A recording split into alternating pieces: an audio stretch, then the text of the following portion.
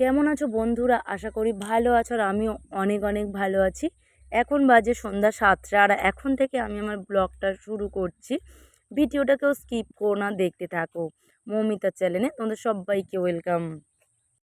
আগে বলো আমাকে কেমন লাগছে, তারপরে বলছি আমি কোথায় যাচ্ছি।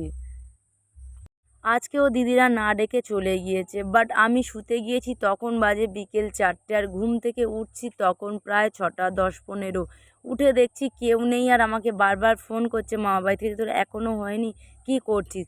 আমি বলি আরে আর বলিস না, আমি ঘুমিয়ে পড়েছিলাম আর দিদিরা চলে গিয়েছে, আমাকে ডাকেনি, আমার লেট হয়ে গেছে, আর 2 মিনিট দ্বারা আমি 2 মিনিটের মধ্যেই আসছি।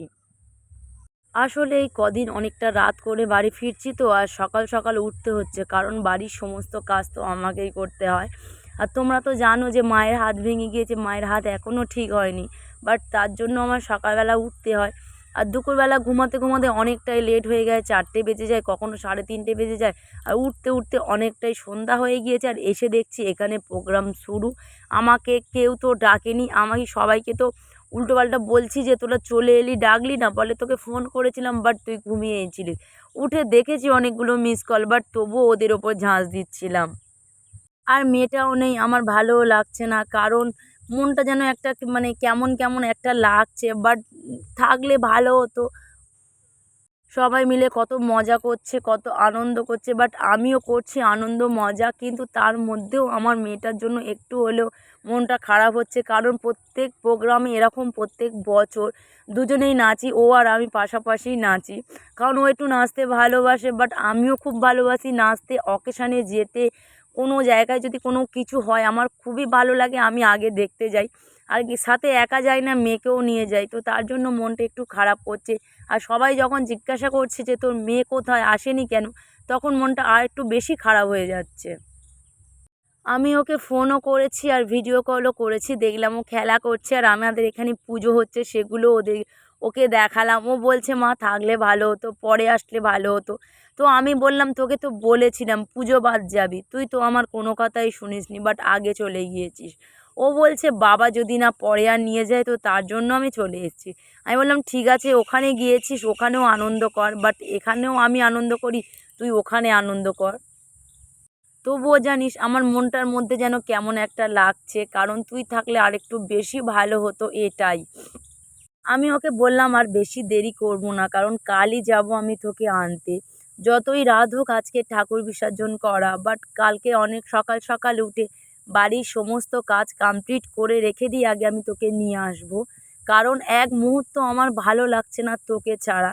কারণ যদি ঘুমাতেও যাই ওকে জড়িয়ে ধরে ঘুমাই, খেতে বসলেও ওকে পাশে বসিয়ে নিয়ে খেতে বসি। ও তো মোটে ভাত খেতে চায় না, বাট আমাকে আবার খাইয়ে দিতে হয়।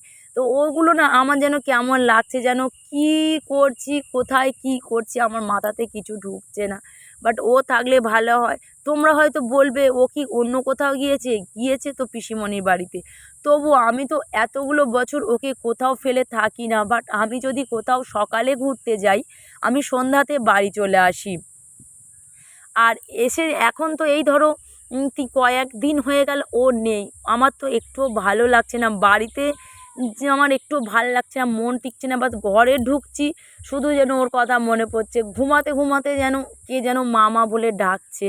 কারণ আমি যখনই ঘুমাই ও খেলা করতে গেলে আমাকে বলে যায় যে মা খেলা করতে যাচ্ছি, বা কোথাও গেলে আমাকে বলে যায়, আমি যেন ঘুমিয়ে ঘুমিয়ে সেগুলো শুনতে পাচ্ছি, মা এটা দাও, মা সেটা দাও। তো তার জন্য মনটা আমার আরও খারাপ হয়ে যাচ্ছে, আমি আর বেশি দেরি করব না, আমি কালই যাব ওকে আনতে।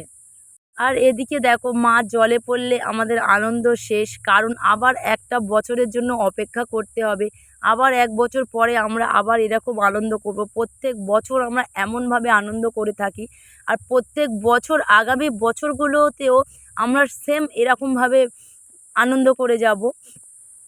মনটা আমার অনেকটাই কষ্ট হচ্ছে, কারণ এই কদিন এত মজা করেছি, এত আনন্দ করেছি, ভুলতে পারছি না। যেহেতু মা জলে পড়ছে আরও কষ্ট হচ্ছে, যে মা যেন আরেকটু থাকলে ভালো হতো, এমনটাই আমার মনে হচ্ছে।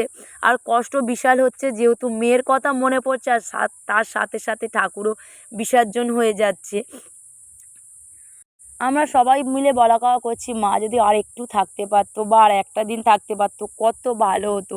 তো সবাই মিলে সবাইকে বোঝাচ্ছে তো কদিন ছিল তো আনন্দ করেছি, বাট আবার আর এক বছরের জন্য অপেক্ষা কর, আবার যখন 1 বছর হবে তখন আমরা সবাই মিলে আরও অনেক অনেক আনন্দ করব। এই প্রত্যেক বছর এই দিনটার জন্য আমরা সবাই অপেক্ষা করি যে এই দিনটা কবে আসবে, কিন্তু মনেই হয় না কীভাবে যে একটা বছর পেরিয়ে আবার মা চলে আসে। আর আমরা খালি ভাবি এই তো পুজোটা গেল, কয়েক মাস মতো মনে হয় হলো, এর মধ্যে আবার 1 বছর হয়ে গেল, এরকম আমাদের মনে হয়। কিন্তু একটা বছর যে আমাদের জীবন থেকে চলে যায় এটা আমরা বুঝতেও পারি না, যেন মনে হলো এই তো কদিন গেল, এর মধ্যে 1 বছর হয়ে গেল।